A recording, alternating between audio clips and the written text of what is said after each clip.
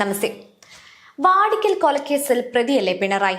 എങ്കിലൊന്ന് ചോദിക്കട്ടെ, 307, 308 വകുപ്പ് പ്രകാരം കേസില്ലാത്ത എത്ര രാഷ്ട്രീയ നേതാക്കന്മാർ ഉണ്ടാവും ഇന്ന് കേരളത്തിൽ? ഇത് രാഹുൽ മാങ്കൂട്ടം അകത്ത് കിടന്ന പോലെ സ്ത്രീകളെ ഗർഭിണിയാക്കിയ ഗർഭം കലക്കിയ പോലുള്ള കേസല്ല. ഇപ്പോൾ ജയിലിലുള്ള പാലക്കാട് നഗരസഭാ കോൺഗ്രസ് കൗൺസിലർ ദളിത് യുവതിയെ പീഡിപ്പിച്ച പോലുള്ള കേസല്ല. ഇത് 100% പൊളിറ്റിക്കൽ കേസ്. ഒരു ക്ഷേത്ര ഉത്സവമായി ഉണ്ടായ സംഘർഷത്തിൽ അവിടുത്തെ കൗൺസിലർ ഇടപെട്ട കേസ്. പൊളിറ്റിക്കൽ കേസിൽ ജയിലിൽ പോയ എത്രയോ പേർ ഈ മന്ത്രിസഭയിലും കഴിഞ്ഞ മന്ത്രിസഭയിലും അംഗങ്ങളായിട്ടുണ്ട്. ഇത് BJPയുടെ കൗൺസിലർ ആയതുകൊണ്ട് മാധ്യമങ്ങളും രാഷ്ട്രീയ വിരോധികളും ഉറഞ്ഞു തുള്ളിക്കും. അല്ലാതെ പ്രബുദ്ധ കേരളത്തിൽ രാഷ്ട്രീയ നേതാക്കന്മാർ ഒന്നും സംഘർഷമുണ്ടായ കേസുകളിൽ പ്രതികളായി ജയിലിൽ പോയിട്ടില്ല എന്ന് മാത്രം പറയരുത്.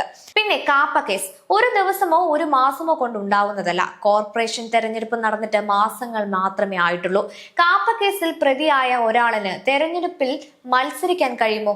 അന്നില്ലായിരുന്ന കേസ് ഇന്നൊരു സുപ്രഭാതത്തിൽ എങ്ങനെ വന്നു? ഒരാളിനെതിരെ കാപ്പ ചുമത്താൻ പല നടപടിക്രമങ്ങളും പൂർത്തിയാക്കേണ്ടതുണ്ട്.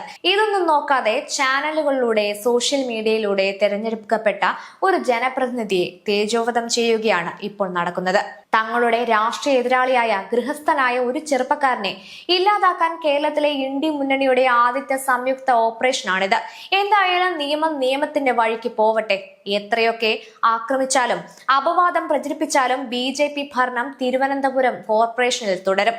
BJP കൗൺസിലറായി സുഗതനും ഇവിടെ ഉണ്ടാകും. കേരളത്തിന്റെ ചരിത്രത്തിൽ കേട്ടിട്ടില്ലാത്ത കണ്ടിട്ടില്ലാത്ത രീതിയിൽ ആദ്യമായി കേന്ദ്ര ഏജൻസിയായ ED ഉദ്യോഗസ്ഥരെ ആക്രമിച്ച് കൊലപ്പെടുത്താൻ നോക്കിയിട്ട് അവരുടെ വാഹനം തകർത്തിട്ട് അതിനെതിരെ തത്സമയം നടപടിയെടുക്കാൻ അവരെ പിടിക്കാൻ ഇത്ര ആവേശമൊന്നും കണ്ടില്ലല്ലോ സാറേ. അന്നെന്താ ഇന്നലെ രാത്രിയിൽ സുഗതന്റെ വീട്ടിൽ വെടിപൊട്ടിച്ച സൈസ് തോക്കിൽ ഉണ്ടയില്ലായിരുന്നോ സാർ?